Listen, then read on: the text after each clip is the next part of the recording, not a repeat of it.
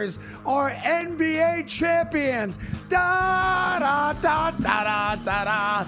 Canyon of Heroes, Parade, Convertibles, Hot Chicks and Knick jerseys. The Knicks finally get over the hump and win an NBA title. And there's me, and there's Jalen Brunson. The Craig Carden Show. Only on SportsGrid. There are guys you know are great. We don't know that about Cal Raleigh. It is possible that Cal Raleigh isn't one of the 5 best catchers in baseball by the end of this season. And that's the difference. It's not possible that Aaron Judge isn't one of the 5 best outfielders in baseball. That's not on the board. It's on the board for Cal Raleigh. Game time decisions. Only on SportsGrid. Team feels slow, it feels old, it feels uninteresting. It just kind of feels like a lot of guys who are quality ball players, some big contracts, but are just like lethargic when they're out there. Like Manny Machado moves in slow motion, so does Nick Castellanos, so does Xander Bogaerts, so do a lot of these players in this lineup. And I might be piling on a little bit too deep, but this was supposed to be a contender for a World Series. In-game live, only on SportsGrid. There is one cardinal rule in sports media. You do not mess with the game or the ability for people to watch the game. These streaming giants better figure out how to deliver a live sporting event without any hitches, because broadcast television understood this for decades, and they know, Donnie, hey, there is nothing more important. The Early Line, only on SportsGrid.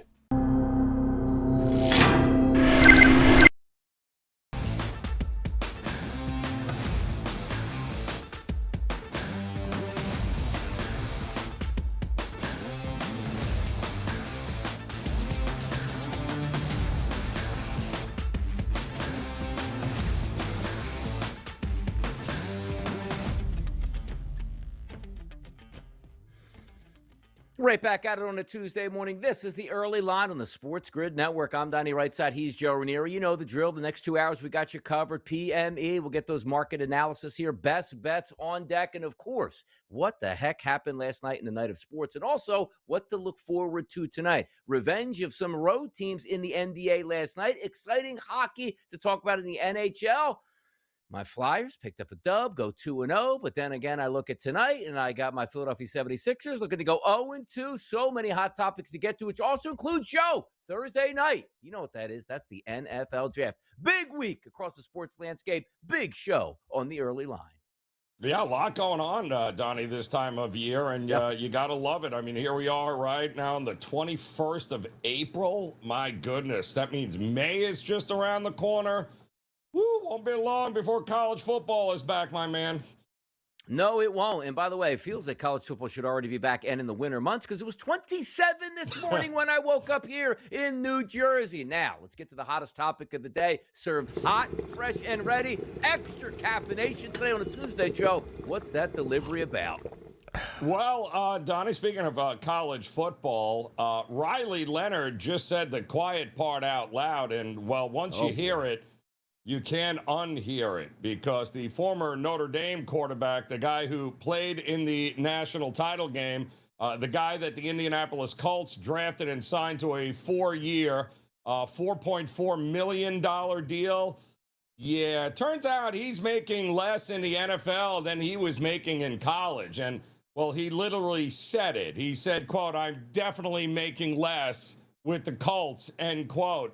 And if you think that's just one guy's problem, buckle up, because this thing goes way deeper than Riley Leonard right now. Remember Will Howard, national champion at Ohio State, drafted by the Steelers, same story, making less than an NFL rookie than he was leading the Ohio State Buckeyes to a national championship. He called it kind of weird. Yeah, weird is a word for it. Here's another word, Donnie. How about broken? Because now we've got quarterbacks going to court, actual courtrooms to stay in college. Trinidad Chambliss in Ole Miss fought a legal battle in rural Mississippi, so he didn't have to go pro, and he could go back and get that bag.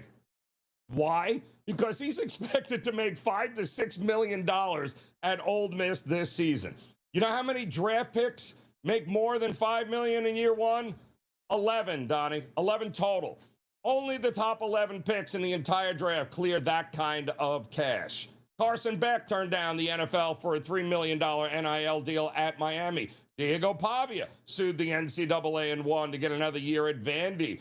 These guys aren't running from the NFL because they're scared of it. They're running from it because the math doesn't work, Donnie. And here's the part that should have really NFL front office sweating right now, because the money is only going up. Leonard said the numbers have doubled since he was at Notre Dame, doubled in just a few years. Think about what this does to the draft, Donnie, coming up here. NFL teams, especially the smart ones, have built entire rosters built on the philosophy around finding value in the third, fourth, fifth rounds, late round gems, developmental guys, right? The backbone of championship rosters. Well, what happens when these guys say, yeah, I'm going to stay in college because a booster collective is paying me more than I would as an NFL rookie contract as a third, fourth, or fifth round? What happens to the depth of the draft when the most talented 22 and 23-year-olds in America decide the risk reward of turning pro just doesn't make sense anymore? We are in the infancy of this NIL era, and to say it plainly, Donnie, this isn't going to end well. Not for the structure of the NFL draft, not for the players who don't have massive NIL leverage, and certainly not for the NCAA, which is now watching kids go to federal court just to stay eligible. The college football money printer is running hot, Donnie, and somewhere down the line, somebody is going to have to pay that tab. Absolutely. And also, Joe, we heard about in the offseason, the Miami Hurricanes, no stranger to paying NIL and have a pretty good track record of paying quarterbacks and them working out. They tried to go after Ty Simpson, $6.5 million a year to play quarterback and transfer from Alabama. Now, also, Joe, the interesting part about this, too, is if you're a bona fide top 15 pick as, let's just say, a quarterback, you got to come out because you're going to make good money right away. And the expectations are you're probably going to succeed. And once you get that second contract, that's where the big money is. You want to get there sooner than later. But if you are a quarterback like Riley Leonard and you're like a project and maybe you'll start to find your way 3 years in the NFL, why not stick around an extra year and collect $5-6 million, which is obviously a lot more than what you will be making in the NFL? Just some food to ponder here. But, Joe, it's definitely a hot topic that we saw yesterday and certainly coming up on the draft on Thursday in round number 1. We'll see if Ty Simpson does go. Let's get to the early lineup here. Some other hot topics across the sports landscape. Trent Williams back with the San Francisco 49ers. 2 years, $50 million extension. There was no way they were heading into this season without one of the top left tackles in the game. Yeah, no kidding, Donnie. I mean, this was something they had to have, needed to have. And always had to have at this point is Joe. Tongue-tied right there, frozen talking about Trent Williams. How about those Dallas Cowboys? We talk about them all the time because Jerry Jones certainly is the owner, and he's always out front. He's the general manager. They're doing business the absolute wrong way. Why? Brandon Aubrey signs a record deal with the Cowboys, more money than any kicker has ever been paid. And you might say, yeah, he's one of the best in the business. He's worth it. Why do the Dallas Cowboys reset the market, it seems like, with every player? It's bad business, Joe. You're supposed to get these guys, identify them when they're really good, pay them, get a market bonus for yourself, and say, hey, you know what? Job well done, because in 2 years, that's going to be a great deal. Why do the Cowboys pay everybody at the top of the market? Bad business. Because it's Jerry Jones, and that's what Jerry does, Donnie. Isn't that true, right? He's the man. He's going to overpay for whatever he wants to overpay for because he can. And that is why they have not won a trophy. And how long has it been now, Donnie? Yeah. 1990s, man. A lot of these kids out here watching this show have no idea the Cowboys were ever good in the 1990s. That's how long it's been. How about this one, Joe? You know, if Mike Tomlin was still the head coach of the Pittsburgh Steelers, which he's not, it's Mike McCarthy, he would say, we want volunteers, not hostages. Aaron Rodgers going, you know, I'm going to hold you hostage. I'll tell you when I want to come back here. Typical Aaron Rodgers. Yeah, I mean, this is shocking, Donnie, because who saw this coming? I mean, not you and I, who have been saying it from the end of the season last year. Like, good luck, Pittsburgh, trying to figure out exactly who your quarterback is going to be, because you ain't going to know until right up until maybe the first day of camp, and then you still might not know. Are we streaming this workout here for OBJ? Is he using it to try to get engagement with a viral audience? Because I have no idea why he's working out with the New York Giants. He's basically a mascot at this point, but still, trying to get to the Giants. And maybe just Harbaugh going like, hey, I want to like ingratiate myself with this new fan base here. Yeah, let's bring back Odell Beckham. He will do nothing for that franchise. I have no idea why they're wasting time with him. The only reason they're wasting any time with him, Donnie, is because of his history with the organization. That's it. They're giving him the shot. They're saying, hey, we can. And listen, NFL teams more than any other sport, if you can bring something to the table, if they think you can contribute, they'll give you a shot, but that's all you're going to get because we all know how this ends. Draymond Green, he knows how it's going to end there in Golden State, probably without Steve Kerr as their head coach next year. Yeah, I don't think he's going to cry any tears. I'm just saying, Nani. I don't know that that they were on each other's Christmas card list, so I think they'll both be moving on from one another. No surprise. Like if Victor Wembanyama is guarding you, how the heck do you even get a shot up? Well, apparently he's the Defensive Player of the Year, and you ain't going to get a shot up on this guy. Just rename the award after him because I don't see how he's not winning it every year until he's about 35, Donnie. The next 15 years is going to be his award. It's ridiculous.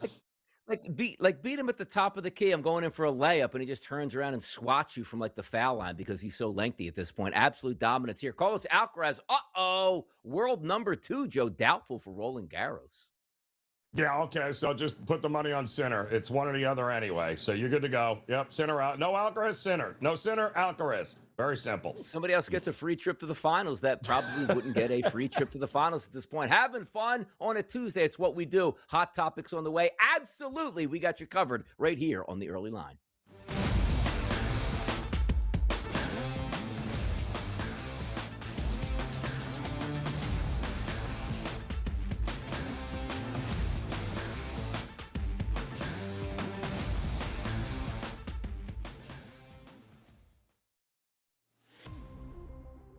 End of the day, LeBron's going to have to put that team on his back. Can he do it? I don't know if he could do it for a 7-game series. Can he give you like 2, oh my goodness, LeBron at 31? Yeah, I think he can give you a couple of those games. But it's about the other guys that have to step up. Pro basketball today, only on SportsGrid. Let me understand this, Joe. Are we going to have any broadcast games on TV anymore? It's all streaming? You got to pay to watch here, folks. That's just the way it's going to be, one way or the other. And I'm sure this will satisfy, the FCC looking into the coercion that's going on here with the NBA NFL broadcast rights. Yeah, this is all par for the course, I think. The Early Line, only on SportsGrid. All these idiots out there sounding off on Tiger right now. See, it's so easy to go after a guy that's hurt. He's hurt. Whether you call it whatever you want. He's got a little bit of an issue that he's going to fix. Okay? They're attacking. Attack. Why don't you all shut up and let him go do his thing? He had to leave the country to do it because of privacy? That's nauseating to me. Outspoken with Dan Cilio, only on SportsGrid. Now, I see him 15th, 16th, somewhere in that ballpark, and I think that makes sense, Donnie. I don't see him in the top 10. I really don't. I mean, when you look at, let's say, 11, 12, 13, 14, 15, you start going into that, teams like the Cowboys or the Vikings or the Chiefs, and, could they take a flyer? Prediction Markets Edge, only on SportsGrid.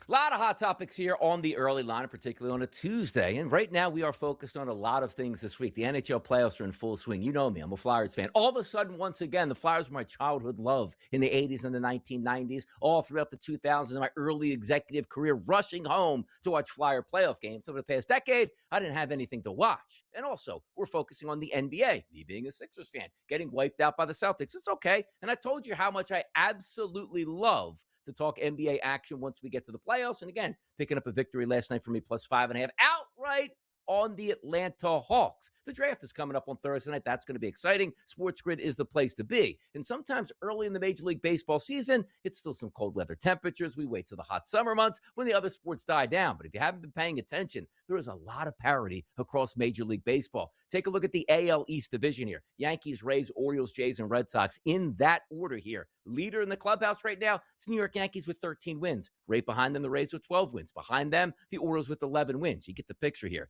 Taking a look at the Central Division, the Guardians, Tigers, Twins, White Sox, and the Royals in that order. Guardians, 13 wins. Tigers, 12 wins. Minnesota, 11 wins. See the parity at the top. And also understand this. In the AL East, I like the Boston Red Sox to do some damage here. They're in last place, but still only 9 wins outside of 13 wins for the New York Yankees. Close by.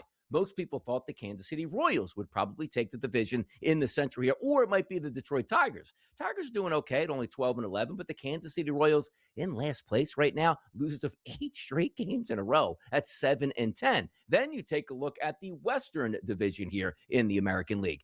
Athletics, the Rangers, the Angels, the Mariners, and the Astros. But also look at those standings, guys. 12 wins for the Athletics, 11 wins for the Rangers, 11 wins for the Angels, 10 for the Mariners, and 9 for the Houston Astros. Parity is fantastic at this point. Now, we start to flip it over to the National League, and you might say to yourself, well, the NL East was supposed to be one of those divisions that would have maybe multiple playoff teams. The only team that looks like it's trying to make the playoffs here in the NL East, it's the Atlanta Braves at 16 and 7 overall, a 5-game lead over the Miami Marlins, the Nationals with 10 wins. And how about the Philadelphia Phillies and the New York Mets? The Phillies, by the way, the worst run differential in Major League Baseball at a minus 42 and sit at 8 and 14, losers of 6 in a row. And you're like, you know what? That's terrible. The Phillies absolutely stink.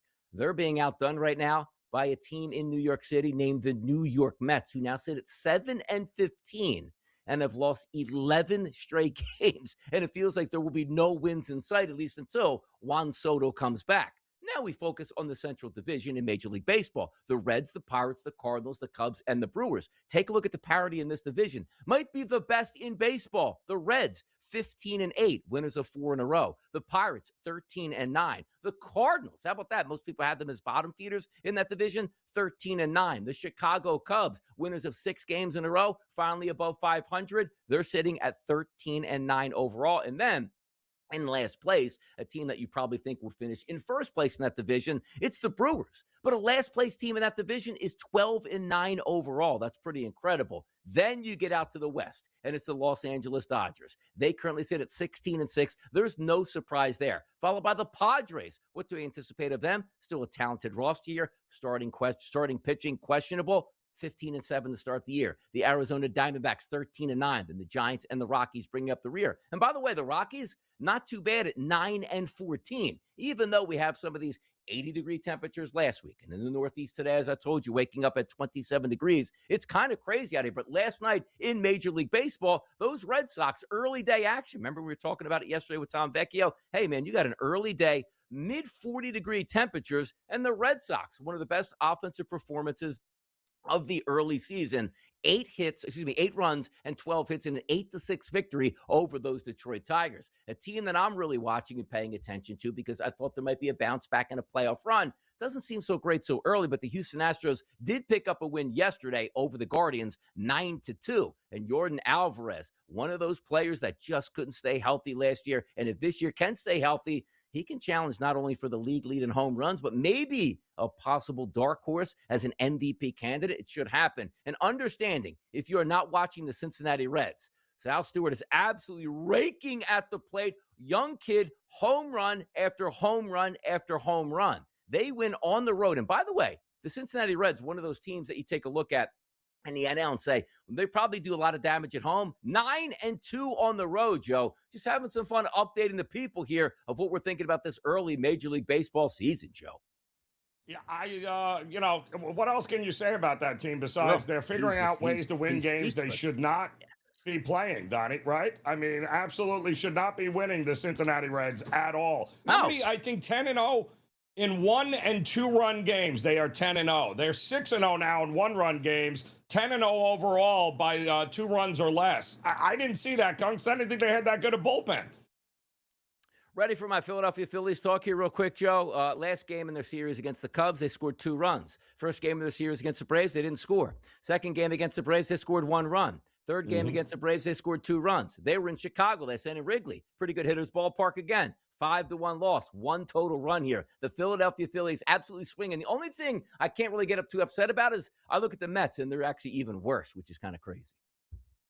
Well, I mean, the Mets are terrible, but, that's Yankee fans all over are rejoicing and having a good time with that. But the good news is I think Juan Soto is on his way back here. But listen, it's a long season, and your Phillies, I think, still have some hope here, Donnie. The problem is I don't know if it's happening here, but it feels like it might get a little bit worse for some of these teams before it gets better, and that includes your Philadelphia Phillies. But kudos to the Cubs, too, for handling their business right now early on in the season. By the way, you do take a look at the New York Mets, and we do say it is early at this point, but what are the odds, Joe, that the New York Mets can make up 8.5 games over the remaining part of the season to go up against those Atlanta Braves? We're talking about, Joe, 11 straight losses for the Mets. Let's just say they lose 2 more games in a row and the Braves win 2 more games.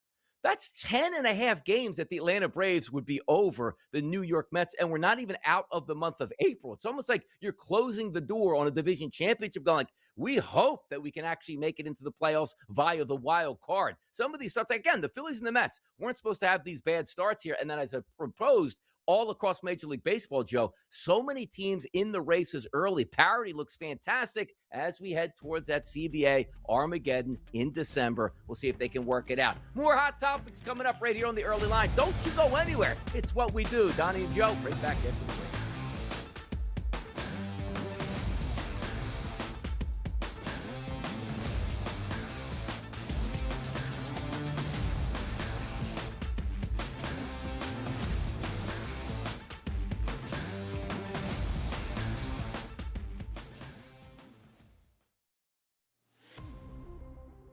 End of the day, LeBron's going to have to put that team on his back.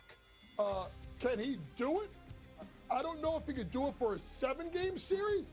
Can he give you 2, oh my goodness, LeBron at 31? Yeah, I think he can give you a couple of those games. But it's about the other guys that have to step up. Pro basketball today, only on SportsGrid. Let me understand this, Joe. Are we going to have any broadcast games on TV anymore? It's all streaming? You got to pay to watch here, folks. That's just the way it's going to be, one way or the other. And I'm sure this will satisfy, the FCC looking into the coercion that's going on here with the NBA NFL broadcast rights. Yeah, this is all par for the course, I think. The Early Line, only on SportsGrid. All these idiots out there sounding off on Tiger right now. See, it's so easy to go after a guy that's hurt. He's hurt. Whether you call it whatever you want. He's got a little bit of an issue he's going to fix. Okay? They're attacking. Attack. Why don't you all shut up and let him go do his thing? He had to leave the country to do it because of privacy? That's nauseating to me. Outspoken with Dan Cilio, only on SportsGrid.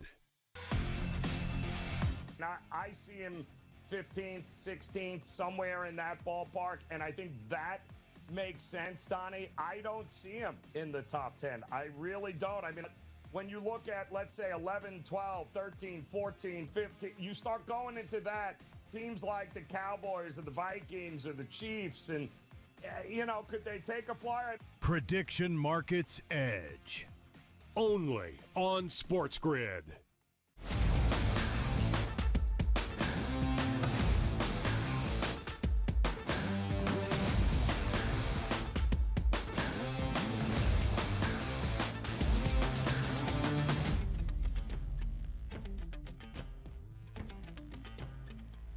Spreadlines on a Tuesday, the games that you need to know. Joe and Donnie, we got you covered, and it starts in San Antonio tonight, 8 p.m. Eastern, the Trailblazers and the San Antonio Spurs. Game number 2, heavy lines here, Joe. Overnight, opened up as 11.5-point favorite, still sits as an 11.5-point favorite for those San Antonio Spurs, and a total, Joe, of 220.5. Give me a spread line, little Trailblazers Spurs action tonight. Well, we're starting to see that theme, Donnie. A lot of game one lines pretty much in line with what we're seeing in game two. We saw it last night, except 2 out of 3 who lost game one, end up covering and winning outright. Listen, they lost by 13, Portland, Donnie, and they didn't play well at all, and they still had a chance to stay within the closing number of 12.5 in that spot. So I think with a little better effort, they shoot the ball a little bit better. I still think this number might be a little too much here. Portland can play some defense. I would only look at taking the points here tonight. I don't want to watch this next game. I really don't, Joe. It's a 7 o'clock start. It's the Philadelphia 76ers taking on the Boston Celtics.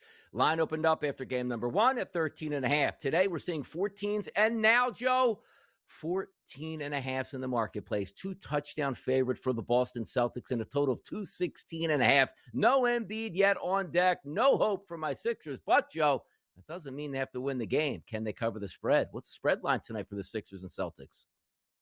When you start getting these kinds of spreads, Donnie, you got to ask yourself, if they're not covering early, are they really covering late?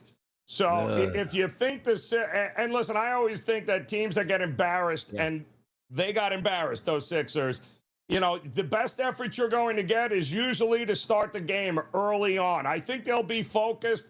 I would take the points in the first half, but I don't think they ultimately end up winning here, and it could get ugly in the second half. But I think you're going to get maximum effort early with these big spread games from these teams.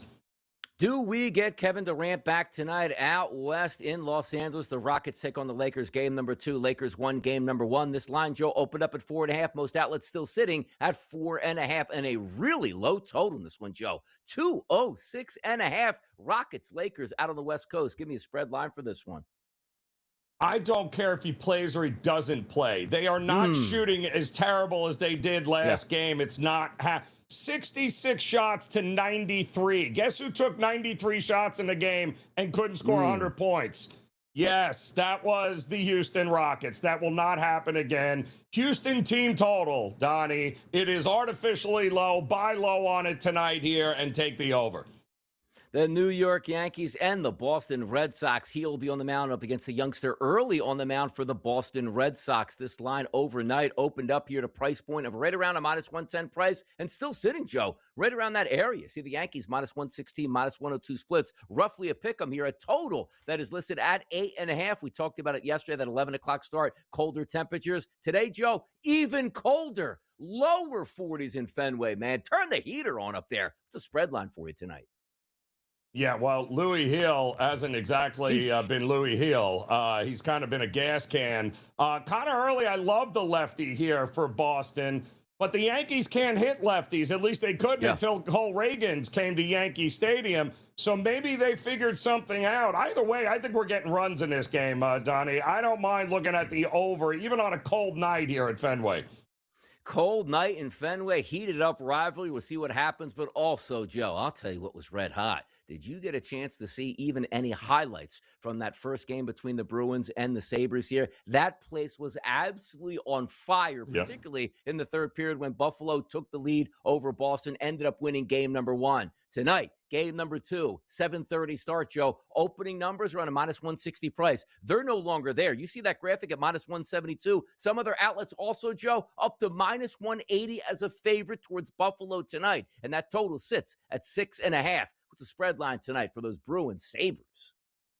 Well, let me tell you this, Donnie. If Buffalo thinks they're going to keep going down 2-0, 1-0 heading into the third period and think they're going to pull another miraculous comeback, Tage Thompson scoring twice in a matter of 3.5 minutes, I wouldn't bank on that here. I think this is going to be a long series. I think Boston bounces back in a big way here.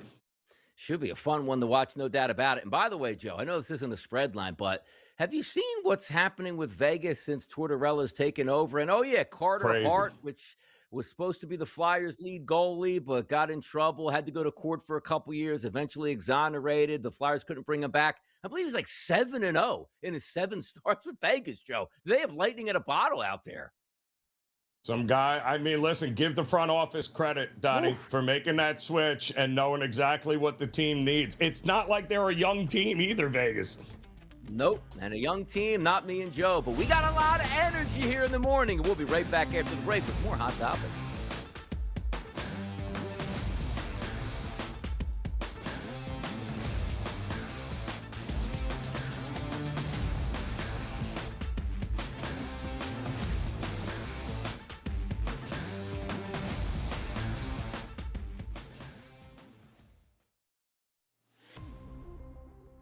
end of the day, LeBron's going to have to put that team on his back. Can he do it? I don't know if he could do it for a 7-game series. Can he give you like 2, like, oh my goodness, LeBron at 31? Yeah, I think he can give you a couple of those games. But it's about the other guys that have to step up. Pro basketball today, only on SportsGrid. Let me understand this, Joe. Are we going to have any broadcast games on TV anymore? It's all streaming? You got to pay to watch here, folks. That's just the way it's going to be, one way or the other. And I'm sure this will satisfy the FCC looking into the coercion that's going on here with the NBA NFL broadcast rights. Yeah, this is all par for the course, I think. The Early Line, only on SportsGrid. All these idiots out there sounding off on Tiger right now. See, it's so easy to go after a guy that's hurt. He's hurt. Whether you call it whatever you want. He's got a little bit of an issue that he's going to fix. Okay? They're attacking. Attack. Why don't you all shut up and let him go do his thing? He had to leave the country to do it because of privacy? That's nauseating to me. Outspoken with Dan Cilio, only on SportsGrid.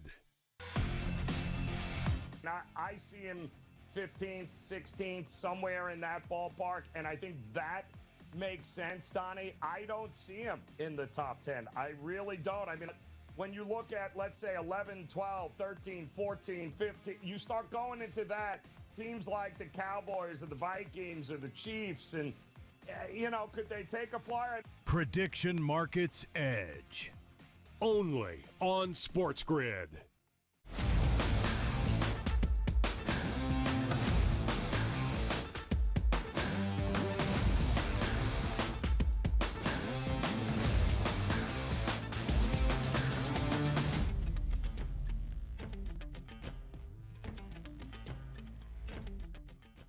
NFL drafts on Thursday. It's night number 1, round number 1. What, are you living under a rock right now? The NFL always controls us here, and we'll be watching, cheering, and also some big moments for front offices that really need to get to at least an AFC Championship game or a Super Bowl. Let's hear from Brandon Beane talking about the NFL draft.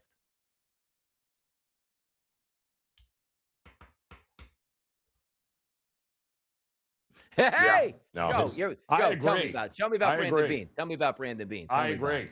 Everything he said, I agree with. Absolutely correct. Everything.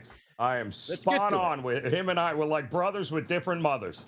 All right, now let's see what he actually said on video. How about that? Yeah, I think it's hard. It's like anything. You kind of do a rundown. These are the guys that we're pretty sure there's less than 1% chance are going to be there, barring something, a gas mask or something popping up.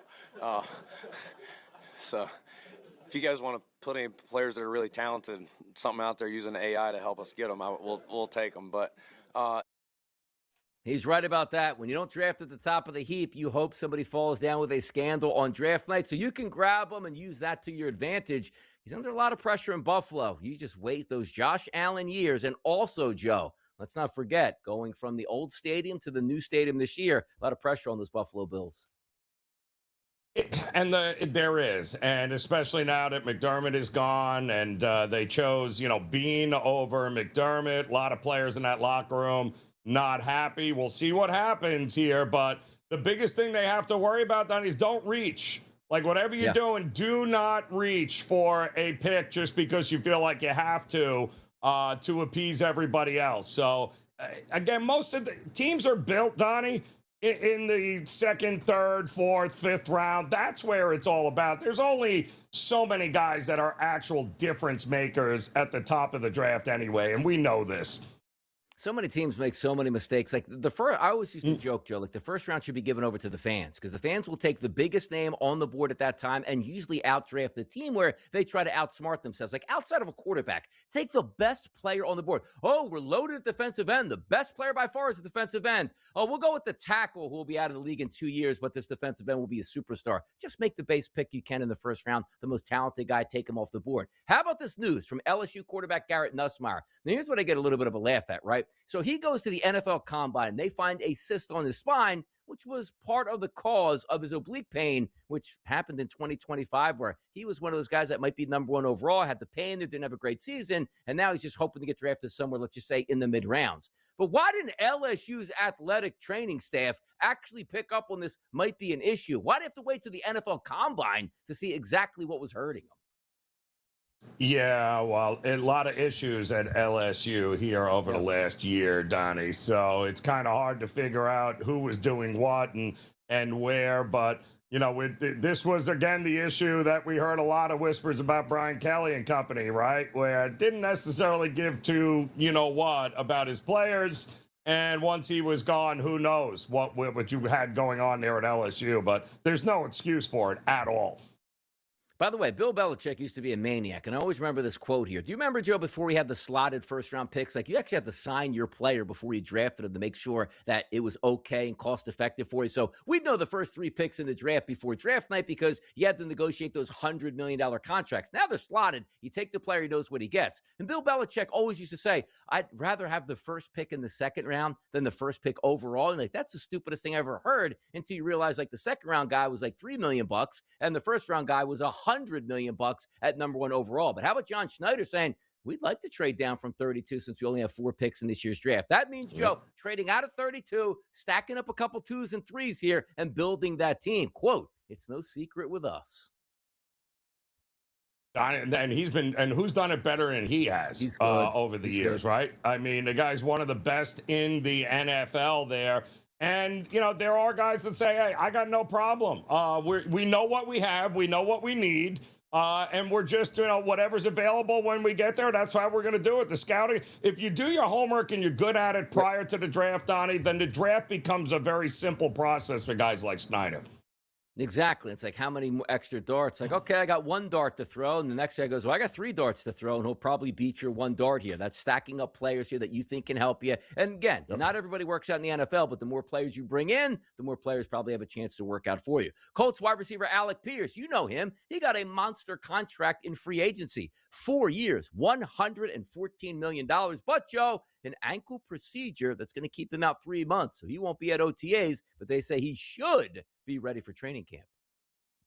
Well, it's funny because he's been a guy, Donnie, when, he's had some injury issues last couple of years, but there is no doubt the guy elevates that offense to he stretches the field. He makes big play after big play.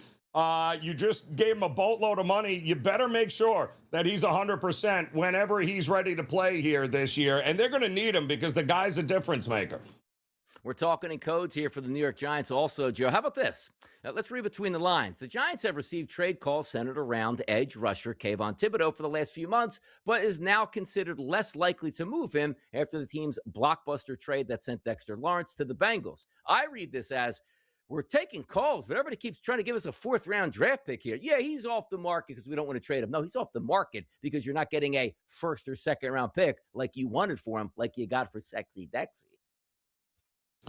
Exactly correct. Everybody's tradable, though, right, Donnie? Isn't that how it is? It provided you meet our price. If you don't meet our price, then he's not tradable, then, is he? And that's kind of where we're at right now. But I do think draft night's going to be interesting as far as trades and other things go. And then the immediate aftermath of the draft is also going to be a very interesting period here. So I wouldn't say never yet. There are some teams I think that probably think they can find somebody like that in the draft, but time will tell.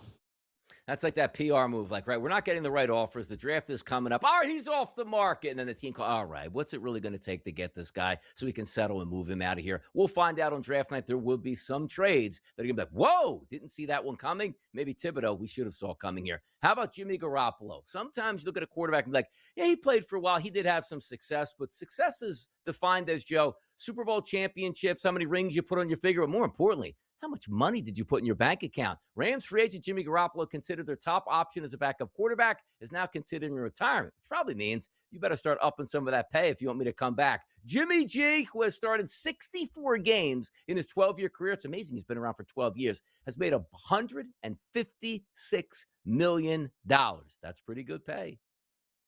Yeah, and he's and has not had to get hit an awful lot, right, Donnie? I mean, that's amazing. No. He hits the You know, he gets to sit there and date supermodels, bank $100 million, and then really never even get his uniform dirty. It's kind of the biggest, it's the greatest gig I think I've ever seen anybody pull off.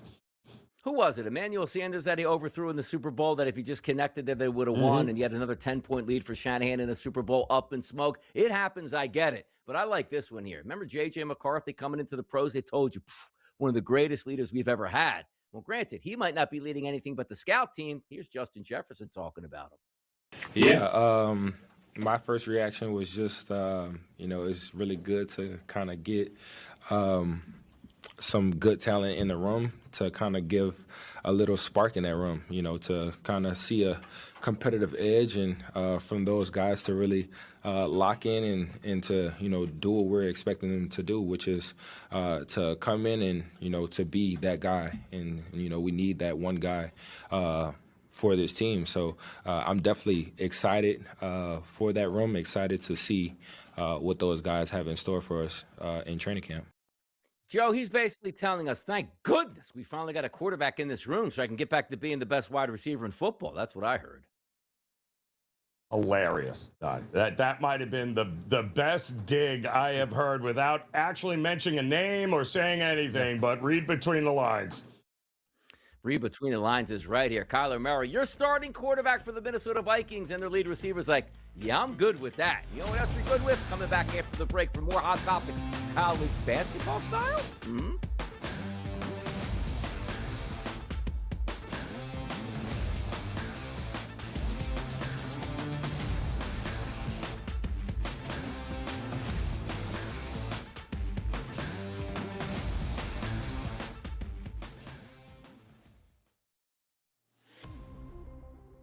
At the end of the day, LeBron's going to have to put that team on his back. Can he do it? I don't know if he could do it for a 7-game series. Can he give you like 2, oh my goodness, LeBron at 31? Yeah, I think he can give you a couple of those games. But it's about the other guys that have to step up. Pro basketball today, only on SportsGrid. Let me understand this, Joe. Are we going to have any broadcast games on TV anymore? It's all streaming? You got to pay to watch here, folks. That's just the way it's going to be, one way or the other. And I'm sure this will satisfy, the FCC looking into the coercion that's going on here with the NBA NFL broadcast rights. Yeah, this is all par for the course, I think. The Early Line, only on SportsGrid. All these idiots out there sounding off on Tiger right now. See, it's so easy to go after a guy that's hurt. He's hurt. Whether you call it whatever you want. He's got a little bit of an issue and he's going to fix. Okay? They're attacking. Attack. Why don't you all shut up and let him go do his thing? He had to leave the country to do it because of privacy? That's nauseating to me. Outspoken with Dan Cilio, only on SportsGrid. Now, I see him 15th, 16th, somewhere in that ballpark, and I think that makes sense, Donnie. I don't see him in the top 10. I really don't. I mean, when you look at, let's say, 11, 12, 13, 14, 15, you start going into that, teams like the Cowboys or the Vikings or the Chiefs, and, could they take a flyer? Prediction Markets Edge, only on SportsGrid.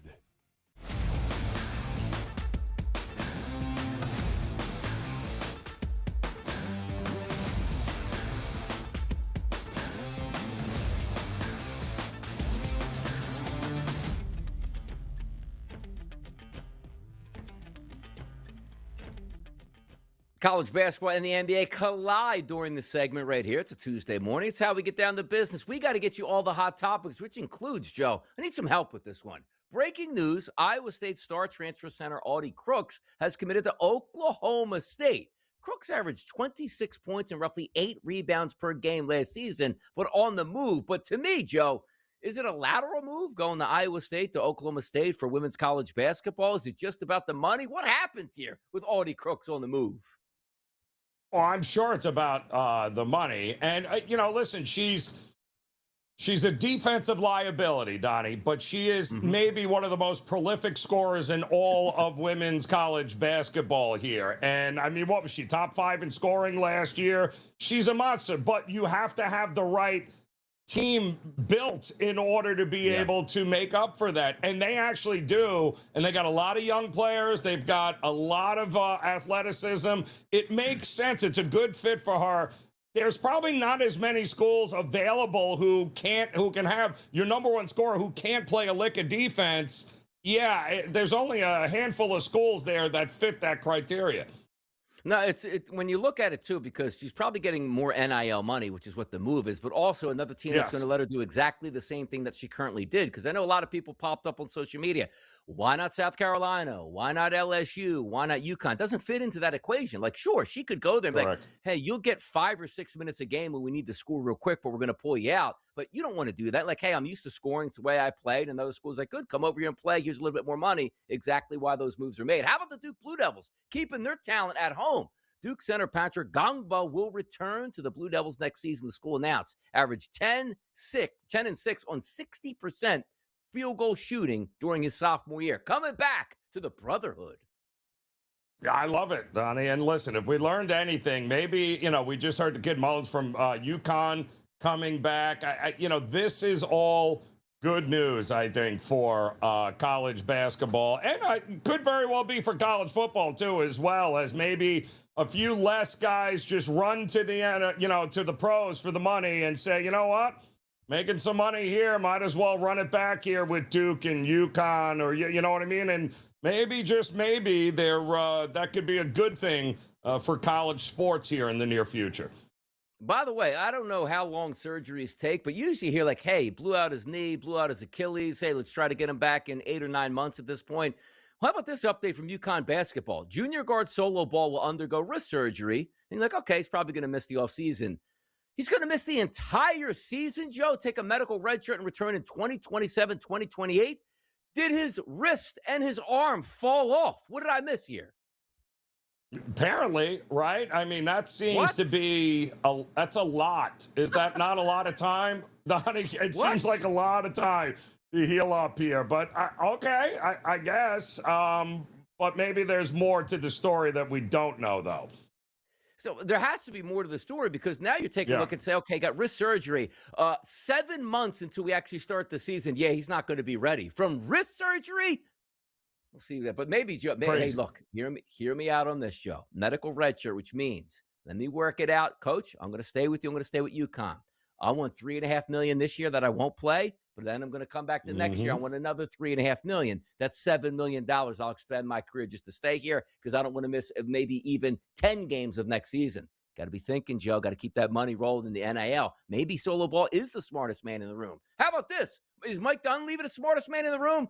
He's quietly signed an extension with the Warriors in recent months. How about that? Uh-oh. Good, but, you're at now's the time. Got to pull the plug here. It's time to make some changes there with Golden State Dunleavy. Yeah. Say goodbye. It's all been nice. Have a dedication ceremony. Do whatever you got to do, but it's out with the old, in with the new in Golden State. By the way, did you know yesterday we had a big victory on the road by 1 Minnesota Timberwolves? Here's Anthony Edwards here. Let's get a quick look at his press. How about that? Today, I'm asked. Look at that. Dressed up, Joe. What did he say? I don't even know what he said right there. What was he talking about? I don't know. On, huh? I don't know. But the fact that Julius Randle actually participated is amazing. I heard. Yeah, didn't like the stat line apparently on there. By the way, was he wearing those Meta glasses, AI glasses? What were those shades, man? It's bright in that room, Donnie. Very bright there in that. You got to go to the press room. Those halogens. Look at him. Oh, who's that? Is that him? Wait. Yeah. Didn't like the way. Apparently, didn't like his stat line there in the big win that they had. By the way, Joe, in the NBA, there's a couple different jobs you can take, right? You're going to take a job with a team that's ready to win a championship that just didn't have the right coach, and, you get a good team out of it. You're going to take a team that's on the ascension. You know what? We're building something strong. And you're going to be a head coach that is taking a team that absolutely looks like they're never trying to win anything. Well, that's the Brooklyn Nets. They actually signed head coach Jordy Fernandez and the entire coaching staff to a multi-year contract that basically says, just carry out this tanking. You'll get paid well, and good luck in the future. Easiest gig in the world, Donnie, right? Yes, that's the one you want. You pay the entire staff, you don't have to worry, hey, you either win 40 plus games this year or you're out. Nope. You win more than 15 games and you're out. That is, you want to talk about no pressure gig. That is what I'm talking about. How about a pressure gig that used to be a really good gig because they used to win championships in a major city that loves basketball? Now they just have two left feet, basically. That's the Chicago Bulls. Once again, have started the search process for the new head of basketball operations. I don't know what's going to change. Like, they went through the Jordan era, broke that up, had multiple top draft picks here. Derrick Rose in the equation. Never can make any, leaps and bounds into the playoffs and make a championship run. They're starting over again from scratch. Yeah, they got to bring Thibs back. Put Billy Donovan into the front office and bring Thibs back, and you guys you'll be terrible for another decade. It'll be great. Got to be just the Bull. Jordan must be watching him and just laughing what that organization has become over the years. Unreal. By the way, Joe, are people just laughing at the Blazers as well with their owners? Like, I'm not going to bring the backup players on the road to get that playoff experience. And also, no T-shirts for games 3 and 4. I'm not paying that money for you guys to wear playoff T-shirts. Yeah, sounds like things are going swimmingly there, right? That's one way to motivate the team. My goodness, unreal. Sounds like a power play to move his team to Nashville. I don't know. Portland's always been a small market. They love their basketball team, but this guy looks like he's trying to pull a Sacramento A's move out there on the Portland Trailblazers stands. We'll be right back after this break.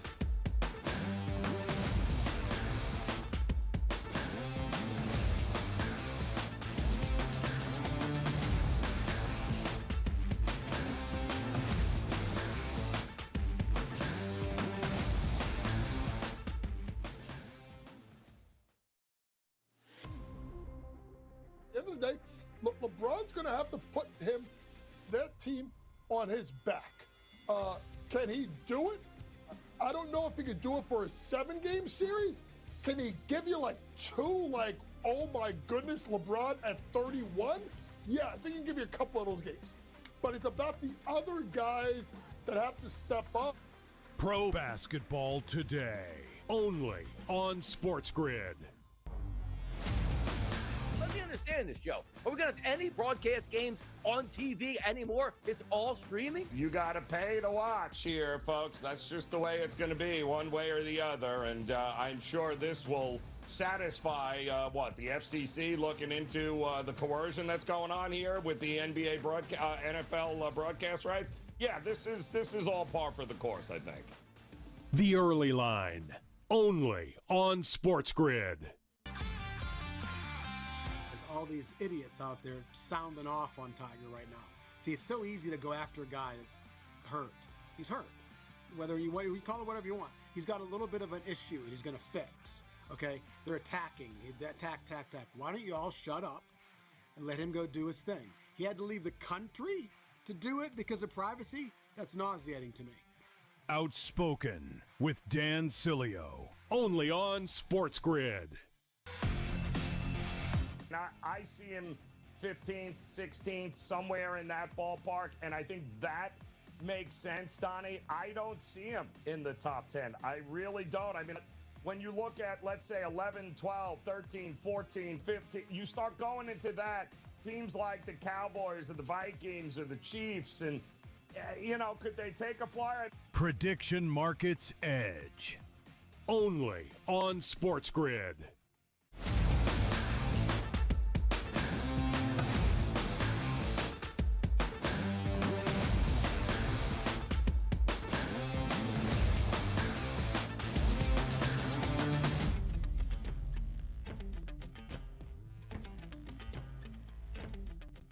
It's always nice to see sports cities galvanize, Joe, and come together because the fan base is always going to be cheering for the hometown team. But it's always fun to see the other sports franchises in the city sort of come around and say, you know what? Let's support the other guys in the room. Josh Allen, of course, he's a Buffalo legend already. Hopefully he can provide a championship, but it's rare that the Buffalo Sabres get into the playoffs with a team that's this good. They picked up a dub the other night, and take a look at that picture there. Josh Allen repping the Sabres. We already saw Brandon Beane, by the way, his press conference, also Joe repping the Sabres. Huh.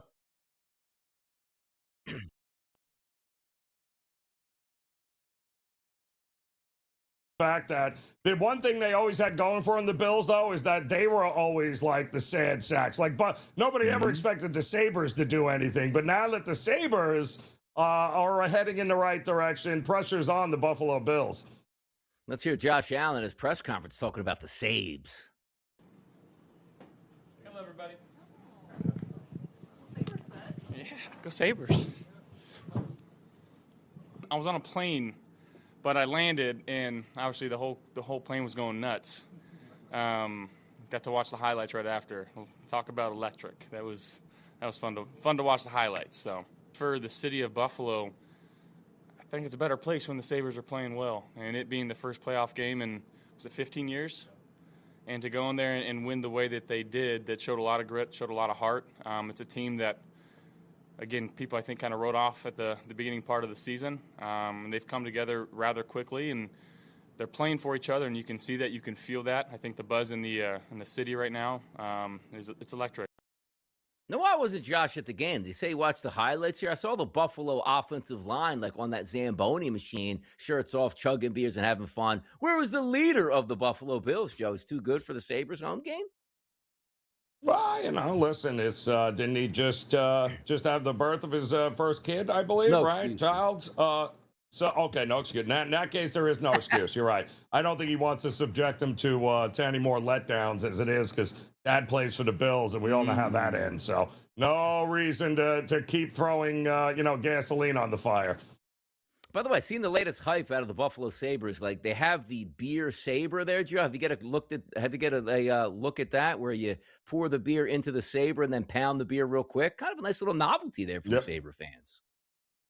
It is. They're one step away from pouring it into their shoe and drinking it there. The old crazy Buffalo fans. The one guy I feel terrible for is our very own Cam Stewart, because Cam was enjoying going to Sabres games for like $5 because the tickets were plentiful. And that's not happening anymore now. So the Sabre tickets beginning next year are going to be a small fortune to get in to go see him. Small fortune. How about this? I'm going to try to pronounce this guy's name. Roop Hintz was already ruled out for game number 2. Will still be unavailable for game number 3. Joe, I love hockey injuries, because you know what it just means to me? We have he could lose his leg and they'll just say upper body. Love to see it. Yeah, and that's unfortunate, because he's a big part of what Dallas does, and you would like them to be at full strength going up against Minnesota, but it doesn't look like that's going to be possible here with him. Best name in hockey, Leon Draisaitl, back in the fold for the Oilers. They pick up a victory to start their series off, and away they go, Joe. One of my favorite teams to watch in hockey, the Edmonton Oilers, up 1-0 and have their superstar back. Yep, and a late goal too. I think under 2 minutes ago in the game with that and that gets it done for the Oilers. So again, don't be sweating out unders in this series, Donnie, because we're not going to have many of them. No, we're not. We had them last night in Philadelphia, and good on us for getting a shutout victory there. But obviously, Ducks and the Oilers 1-0 series lead for those Edmonton Oilers. The Mammoth going to take on the Golden Knights tonight, and the red-hot Carter Hart and the boys are the favorites tonight, Joe. Roughly a -160 price. Home ice advantage, VGK. Yeah, I think the Mammoth, very young, inexperienced, and they're getting kind of pulverized a little bit here. And I think that's what Vegas, with all that experience, is going to do to them. I think it's going to be a short series, Donnie. How about the Kings and the Colorado Avalanche, Joe? The boys back in town, a heavy favorite for the Avalanche. Playoff hockey at -295, Joe? Say it ain't so. Yeah, well, they better win by more than 2-1, because anybody who had the Avs in the first game was sweating it out the entire time because they were never able to pull away. We got to see a little more from Colorado here. 4 games tonight on the docket, Joe. 7 o'clock, 7:30, 9:30, and 10, and away we go. Hot topics and much more Hour number 2 is about to be underway. Kevin Walsh going to join us in a few segments as well.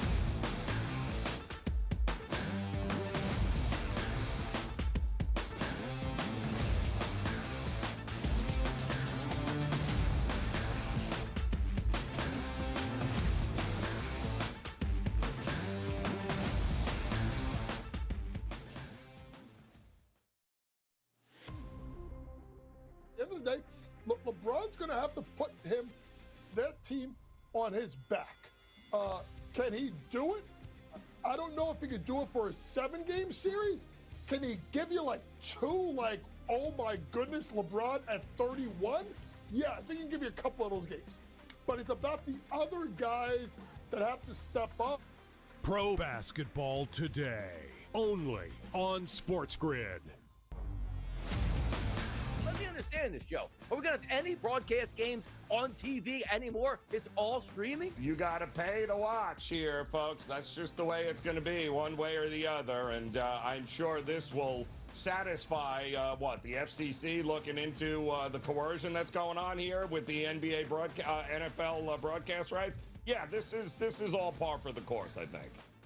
The Early Line, only on SportsGrid. All these idiots out there sounding off on Tiger right now. See, it's so easy to go after a guy that's hurt. He's hurt.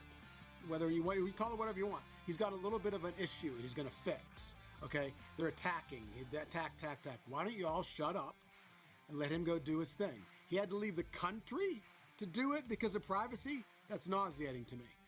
Outspoken with Dan Cilio, only on SportsGrid.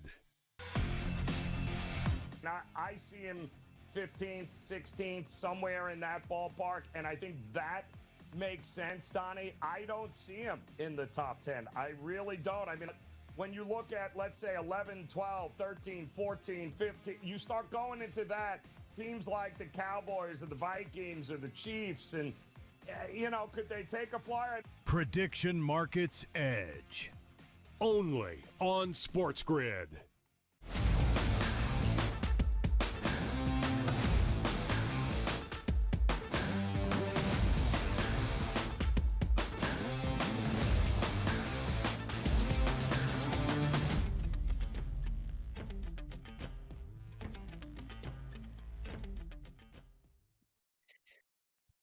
Right back in it, baby. Let's go. We got a cold opening started up for hour number 2. It's just the way we exactly like it here. Hot topics on the way. Kevin Walsh going to join us next. Best bets midway through. And also, Prediction Markets Edge. You know you love it. It's hour number 2, Joe. The options are hot. The hockey's hot. The NBA's hot. Major League Baseball's freezing cold because the temperatures here in the Northeast. I'm ready to go for an exciting, action-packed hour number 2 that's underway right now.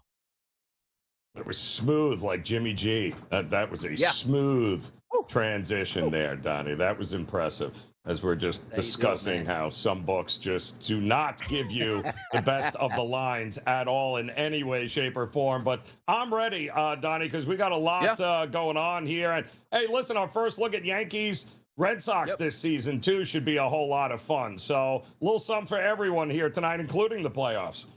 Yeah, some people looking at sportsbooks. That's why we give you the options with the predictive markets here. Shop around, take contracts out, invest your cash, and hopefully win some money here. You want to talk about investing cash, winning some money? Well, just be an NFL player and be one of the best left tackles to ever play. That's Trent Williams here in the early lineup. Why, Joe? 2 years, $50 million into his bank account. That man has made some money in his career and will continue to do so as the protector for the San Francisco 49ers out there with Brock Purdy, Joe.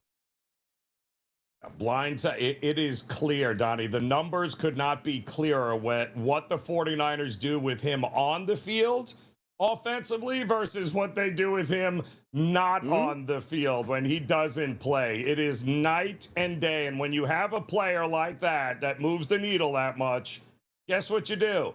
You pay the man, and that's exactly what I wonder why it took so long, but I'm glad that they did it, so now they can solidify and move on here. I think the 49ers, the window is still open for them. And by the way, not everybody can do this. I wasn't everybody to hold out. Well, then they say, I'll beat it at this point. When you are one of the best players in football at that premium position, every year, it's like NIL, like get into the portal here. Just get in, go in and say, hey, man, I want more money. Like, you know what? We'll work something out before training camp. And they did good for the 49ers. Brandon Aubrey, as soon as you cross the 50-yard line, it's an automatic field goal, so it feels. So the Dallas Cowboys, instead of recognizing that maybe a year or two earlier, they wait to the last moment and reset the market for a kicker in Brandon Aubrey. Are they better if they have Brandon Aubrey? Yes. But come on now. $7 million a year for a kicker, then maybe if you signed them earlier, Joe, it could have been $4 or $5 million a year. Well, that's not how Jerry does it. Jerry purposely sabotages himself, so he has to come over the top and be the guy that's going to spend $7 million on a kicker. But listen, again, not every kicker is worth $7 million in this day and age. A guy like Brandon Aubrey, yeah, I'd lock him up here. It might have cost a little more, but now you just don't have to worry about that position anytime soon. By the way, a position you might have to worry about in Pittsburgh is eventually quarterback, because Aaron Rodgers isn't getting any younger. But like, Aaron Rodgers doesn't curry himself to any fanfare like most quarterbacks can. Love the city, can't wait to play. I'll see you when I see you. I'm going to take a little bit of time off. Like, you don't owe it to the franchise, but you owe it to the franchise and the fans, if you will, Joe, just to say, you know what? I'm going to be a good soldier here. I'm coming back to the Pittsburgh Steelers because it's important to let you know before the draft if you want to draft a quarterback. Or how about, well, we don't know if you're coming back, Aaron. We just drafted our quarterback, but now you want to come back. Reminds me so much about what Aaron Rodgers was dealing with in Green Bay, Joe, when they had, Brett Favre, where Favre every year would be like, I don't know if I'm coming back, and I'm always going to be here. And then, you're going to draft a quarterback, and then I'm eventually going to try to, do a power play and fly into town. When you said, and you remember that whole fiasco in Green Bay? Is it so hard for Aaron Rodgers to say, you know what, let me be courteous. I'm going to make my decision before draft night so you know what the future is so we can build a better football team? I don't know what the organization is doing, Donnie. They have not. Their last playoff win was in 2016. They're 0-6 in the playoffs since then. They've been outscored by a total of 87 points in those 6 playoff games. You move, Tomlin's like, I've had enough. You have an opportunity to reset the franchise, and you are now being held captive by a 41-year-old quarterback. Like, what are we doing, Pittsburgh? I have no idea what they're doing. It's ridiculous. It sounds like Kevin Walsh wants to join in on the party sooner than later as well in the background here, because I know he's fired up about Aaron Rodgers and the Pittsburgh Steelers. But how about this? OBJ. The last time I saw OBJ when he was playing for the Baltimore Ravens was a playoff game that he was basically too cold to go in and play, and he had like one catch and was dapping up everybody. That was years ago under Harbaugh. Now you take a look and say to yourself, he's working out for the Giants. And Ricky Waters once said it best in Philadelphia. For who, for what, Joe, is he working out for the Giants? Ricky Waters was a 49er. Like that? No, here's what it is. Yeah, that's Legend. Probably where he should have retired. My question here is, have you not seen his flag football tapes? Because they were impressive, Donnie. I'm just saying they were impressive. The one-handed flag football grabs, I think there's something there. I'm glad they're giving him a tryout. Here's what, you should have, Harbaugh should actually put him on for training camp and then just cut him in training camp and say, look, it just isn't going to work out. He wanted to do it. I don't understand why this is taking place other than I'm a new coach in New York. As soon as we say the letters OBJ, everybody gets excited like it's 2016 again when it's not. But he worked out for the Giants and took a physical. If he signs with the Giants, it's more like just a carnival around the Giants as opposed to a player that can help them. Draymond Green, if he comes back to Golden State, maybe he doesn't have his head coach Steve Kerr because he thinks Kerr is going to hang him up here. Yeah, and again, I don't know what we're holding on to in Golden State. I mean, everything good must come to an end here, and there's no reason. Although you're going to hold on to Steph Curry until he literally can't walk anymore, so why not hold on to Steve Kerr till that point? But it's time for a change in Golden State. Come on. And by the way, is Draymond even going to listen to a new head coach at this point? Like, he's just going to be losing his mind on a night-to-night basis as they're just getting too old to actually be competitive and win championships here. Maybe he should do one of the things that the Chicago Bulls did in the late 90s, which wasn't the right thing for them at the time because everybody was still in their prime. Hey, trade away some assets here and restart. The Bay Area will still support you. Get another run and another great team if you can draft those players correctly. But right now, Joe, holding on to the past, not helping them in the future. But maybe Steve Kerr does move on. Victor Wembanyama Joe, blocking shots, being a pest, the defensive player of the year in a runaway this year. Yeah, and that is going to continue, Donnie. I mean, first unanimous winner, I think, of the award, and we're going to be talking about renaming the award after him over the next couple of years, because I don't see anybody putting in the same kind of effort on a night-to-night basis like he does. How about some effort from Carlos Alcaraz? Will we get any effort? Why? The world number 2 tennis player might not be showing up for Roland Garros. And by the way, if he doesn't show up, Joe, can we just hit the fast forward button? Like, I don't want tennis back in my life. I don't want tennis back. Well, it's very simple. No Alcaraz, bet Sinner. No Sinner, bet Alcaraz. There you go. If neither are available for a tournament, then don't bet it. It's that simple. It doesn't change the equation, Donnie. Tennis is very simple in Grand Slams. You bet one or the other, and because one of them is winning it. But hear me out on this one, Joe. PGA Tour, right? We talk about Live Golf, PGA Tour. Oh, those bastards that went to Live Golf never come back to us, even though they made us a ton of money. Live Golf is probably going to fold at the end of the season, Joe. Is it any coincidence that the PGA is like, you know what?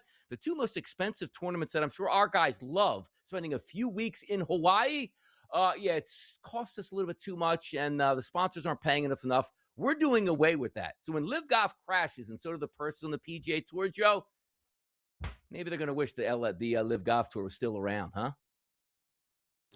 I'm shocked of all tournaments, the Sony Open there, which usually kicks off the season, the new season. It's a great tournament in Hawaii. I'm kind of shocked that they're moving on from that, but maybe Sony's putting the money someplace else. Yeah, maybe the Sony Open in Milwaukee in January or in Minnesota would make much more sense than the players starting their season in Hawaii. Sounds fantastic until they tell you, we don't have to spend as much money on you anymore at this point. Come on, PGA. We love to look at Hawaii in January to get us ready for the spring. Not too much money, just the way it is. Kevin Walsh coming up next year. Let's talk some NBA action next.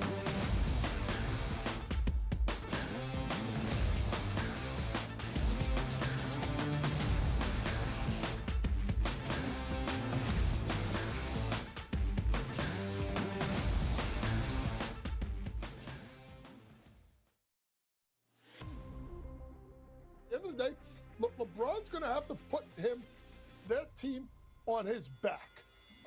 Can he do it? I don't know if he could do it for a 7-game series. Can he give you like 2, oh my goodness, LeBron at 31? Yeah, I think he can give you a couple of those games. But it's about the other guys that have to step up. Pro basketball today, only on SportsGrid. Let me understand this, Joe. Are we going to have any broadcast games on TV anymore? It's all streaming? You got to pay to watch here, folks. That's just the way it's going to be, one way or the other. And I'm sure this will satisfy, the FCC looking into the coercion that's going on here with the NBA NFL broadcast rights. Yeah, this is all par for the course, I think. The Early Line, only on SportsGrid. All these idiots out there sounding off on Tiger right now. See, it's so easy to go after a guy that's hurt. He's hurt. Whether you call it whatever you want. He's got a little bit of an issue and he's going to fix. Okay? They're attacking. Attack. Why don't you all shut up and let him go do his thing? He had to leave the country to do it because of privacy? That's nauseating to me.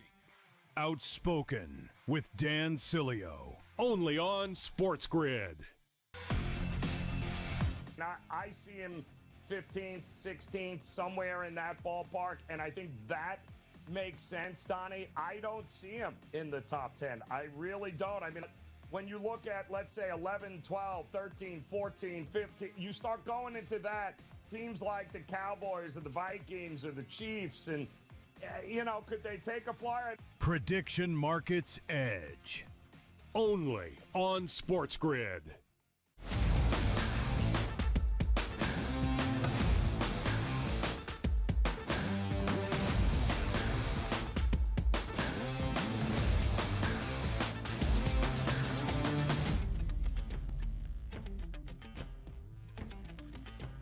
Tuesday mornings, a lot to talk about here on the SportsGrid Network at the Early Line. Rise and grind, people. It's Donnie right side. It's Joe Ranieri, and here is Kevin Walsh. He's been up for hours skewering over this NBA card. And by the way, Kevin, saw you. You know, sometimes just align with the right side.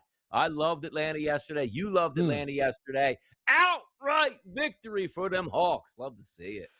Yeah, it was nice to see. I will say the rhythm of that game, though, wasn't exactly what I was anticipating here, where I thought Atlanta would have needed to jump on the Knicks and kind of control the game. And it was the complete opposite, right? They were down double digits heading into that fourth quarter, but the Hawks just kept battling, and that Knicks offense completely fell apart in the fourth there. 15 points is what they scored against Atlanta. Lost that game 107-106, obviously. I couldn't believe it. And I thought they would have made a few more threes, too, but they did not. They weren't great from the perimeter, and they did a lot of their damage in the fourth quarter inside the paint and just dominating the Knicks. I could not believe they had 9 points with about 2.5 minutes to go. And I'm saying, where is the experience? Where is the Jalen Brunson? Now, all of a sudden, do we have a fight on our hands here in this series, you think? Yeah, I mean, I think we do. I think we were always supposed to, right, Joe? I don't think this was supposed to be a series that ended. And is there a helicopter in someone's backyard? It sounds like going on in my ear. I don't know if you guys are hearing that as well. Nice. It's interesting. Oh, yeah. I mean, I feel like I'm standing on top of Madison Square Garden. It's great. I love it. It was always supposed to be propellers down. It was supposed to be a really competitive series, and I do not view this Knicks core as a group who rely on Madison Square Garden to advance in series. I feel obviously you want to win your home games, but they've been good on the road. They've been susceptible at home. And that is exactly what we saw here against Atlanta. I don't think it's a panic for the Knicks. It's one of the reasons I liked Atlanta. To me, if Atlanta spotted the Knicks a 2-0 series lead, this thing would have been done probably within 5 games. So impressive by Atlanta to, again, find themselves down double digits, but real double digits, right? Like not like 10. Like it was a real deficit, and they just battled the entire way. Another tough beat for people who played the over, though, in this, where really close to the number, but just does not get there by a couple of points. Yeah, because 15 points in the fourth quarter by the Knicks, but the Hawks get the victory there, tie up that series 1-1. Now, here's some terminology, Kevin, that you'll like here. And if we look at, the WWE, WrestleMania fans really upset about this. So how about this game last night, Joe? You got the powder move by Anthony Edwards here, brings the cheap heat late in the game, and the Jokic brothers might have to step in. Love to see the Timberwolves on the road. Get me a series here with the Nuggets, and it looks like some anger to build up. Love it. Yeah, I think obviously I love the references. Yeah. For Denver, Jokic was uncomfortable on the offensive side of the basketball for one of the first times I can remember down the closing stretch. It is not, one single play is not going to be why they lost, right? But you think about all the times during LeBron's career, late in a shot or late in a game, right? Late in the shot clock, he passes instead of shoots. And people are like, no, you have to take the shot. You have to take the shot. But people like myself be like, you made the right play. Jokic had a moment last night where he actually made the wrong play. Nikola Jokic is one of the best floaters in basketball. Austin Rivers was talking about this on the broadcast, but he had missed a couple. He wasn't able to get as clean of looks off of Rudy Gobert. He overthought a pretty wide open floater to drop it off to Christian Brown in a tight area. It wasn't a clean pass. Anthony Edwards almost stole that basketball. Braun did get fouled. It's up to Braun to make those free throws, but if you're Denver, would have preferred Nikola Jokic to let that shot go. That's a higher percentage shot from Jokic throughout his career. And it's not to say that, they lost the game because Jokic went for 24, 15, and 8 and was a +1 in his 40 minutes, but I thought Jokic was legitimately uncomfortable during stretches of that game, and we do not usually see that from Nikola Jokic. They lost the game because, once again, the problem with this version of the Nuggets is they're not good defensively. It's their Achilles heel this year. You can't give up at home. When is the last time you can remember, Kev, the Denver Nuggets and the Joker giving up a 19-point lead at home in Denver in the second half? I mean, that's the problem with them here. I don't think you're going to have that problem tonight with Portland and San Antonio, because we got a guy who's now the defensive player of the year easily. But I don't know, 11 and a half. I mean, they only lost by 13, Portland, and they didn't play well at all, Kev. So I don't know. Is this just a little too rich here again? I think it's tough because I think you have these two monster numbers, right, on this slate tonight. And I think most bettors will like one of the two dogs, and one of them will probably cover, and one of them will probably lose by, 70, it'll feel like. So I haven't kind of figured out exactly where I'll land on that yet. Just quickly to the Wemby Defensive Player of the Year thing. The fact that he ended up being the youngest Defensive Player of the Year when he finished second narrowly in his rookie year and would have won it going away if he didn't get injured in his second year, and still yet, let's say, he just had to wait, extra seasons, still the youngest. And the one thing that I wonder about Victor Wembanyama, just a bit of thought exercise for everybody. Will there ever be a season in which he wins league MVP and doesn't also win the Defensive Player of the Year award? I wonder if that's just like, another 4, 5, 6 coming his way. No, not allowed to do that. Just like in the end, hey, the MVP of the league's the quarterback. Yeah, but he's not the best player on offense. Let's be real. It's Christian McCaffrey. So we're going to be splitting those awards for the next decade. But also the NBA. Round number 1, Kevin, not really bringing the juice all that much, but I did like to see the upsets last night. We had a couple last night. Sixers getting 14.5. Spurs laying 11.5. You get the Rockets and Lakers tonight, which should be a good win if KD comes back. Then I look tomorrow, Kevin, a couple early spreads. 9 with the Pistons, 17.5 with the Thunder. Ooh, man, it's like the haves and the have-nots right now. Yeah, it's round 1. If people want, we could do that, phony baloney NHL bracket that nobody understands that eliminates good teams, but I don't think anybody actually wants that. That's Kevin Walsh, Game Time Decisions, celebrating his honeymoon with us on the grid. At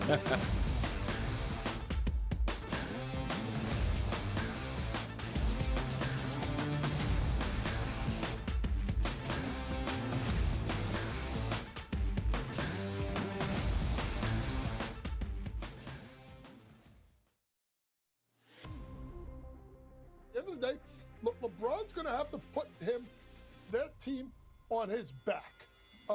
Can he do it? I don't know if he could do it for a 7-game series. Can he give you like 2, oh my goodness, LeBron at 31? Yeah, I think he can give you a couple of those games. But it's about the other guys that have to step up. Pro basketball today, only on SportsGrid. Let me understand this, Joe. Are we going to have any broadcast games on TV anymore? It's all streaming? You got to pay to watch here, folks. That's just the way it's going to be, one way or the other. And I'm sure this will satisfy, the FCC looking into the coercion that's going on here with the NBA NFL broadcast rights? Yeah, this is all par for the course, I think.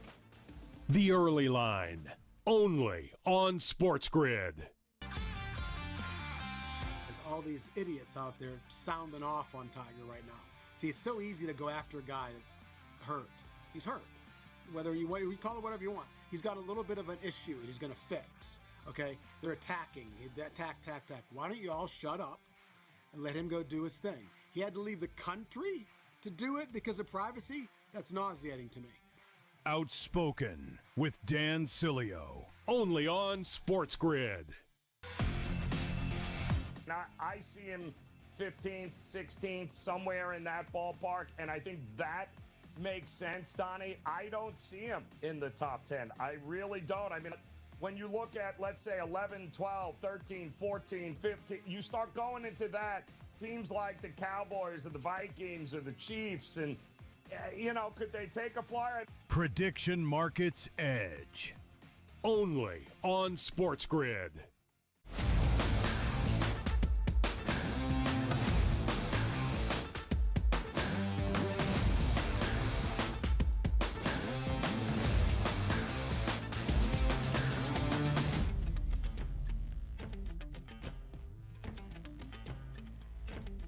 Isn't that fun? Kevin Walsh stops by from Game Time Decisions. Catch him tonight, 6 p.m. Eastern, right here on the Sports Grid Network. Him and Gabriel Morency getting you up to game time. But, Joe, we love this segment here. Why? We take a look at our Fade the Public poll. We get a little best bets and buy, and also some other hot topics that are out there. Now, I just brought up a hot topic, Joe, from the PGA Tour that goes,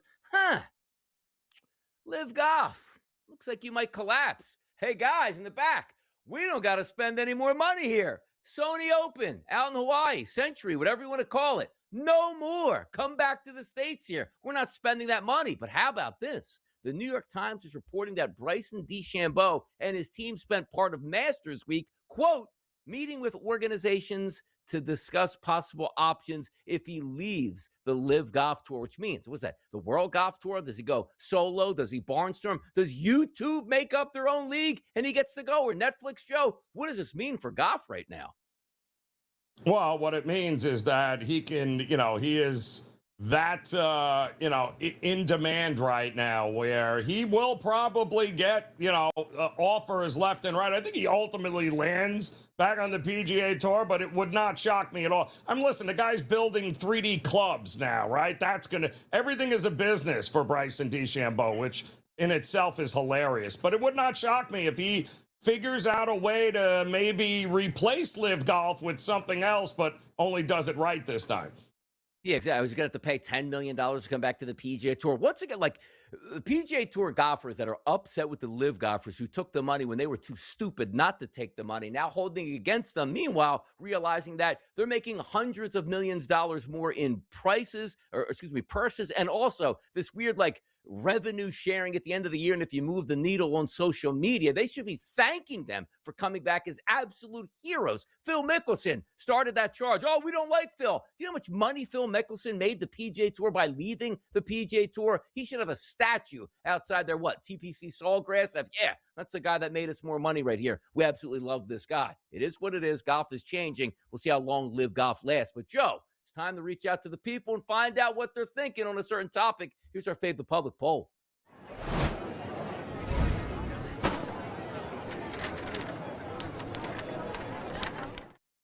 What is your must-watch tonight on television with so many playoffs going around, NFL action leading up to the draft, or if you just want to sink your teeth into some Major League Baseball? No surprise to me, Joe. Right there, Bruins Sabres. I need to get my hockey fix. And also, shout out to the people not voting for Rockets-Lakers. The only game that should be decent tonight, but the NBA buries it at 10:30 p.m. Eastern, where nobody will be watching. Congratulations.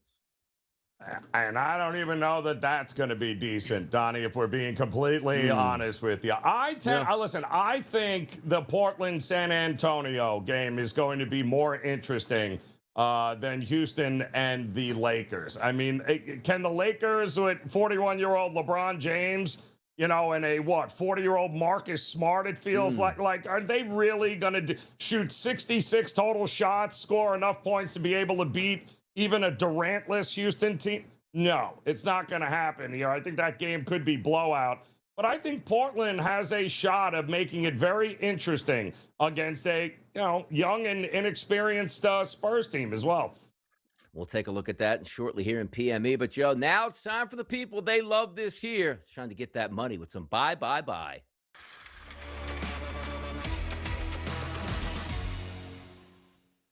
Where are we headed tonight, Joe, for a best bet for you on the card? Let's do it.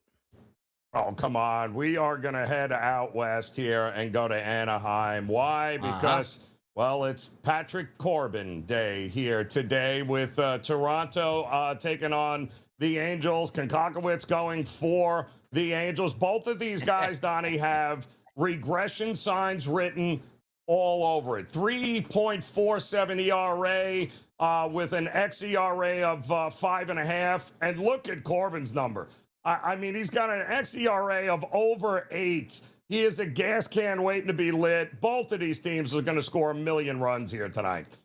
And by the way, Vladdy hit a bomb yesterday. Maybe he can keep hitting some bombs here early in the season. Get that power stroke going for me, Joe. Also going out to the West Coast in a game that I won't watch 1 second of, but I just want to wake up in the morning and collect my cash. The Houston Rockets tonight taking on the Los Angeles Lakers. Lakers won game number 1. Rockets looking to get back in game number 2. The zigzag theory in full effect. Kevin Durant expected to be back, and their favorite, talking about the Rockets, at -4.5. But here's the question, Joe. Only 24% of the public here currently laying down their money on the Houston Rockets, and that line hasn't moved lower at this point. Love to see it. The handicap is simple, Joe. Nobody wants to take the Houston Rockets. Your boy DRS, he's telling you, take the Houston Rockets tonight. 2-0 setup. PME is next. What a morning on the SportsGrid Network, and it continues to roll along.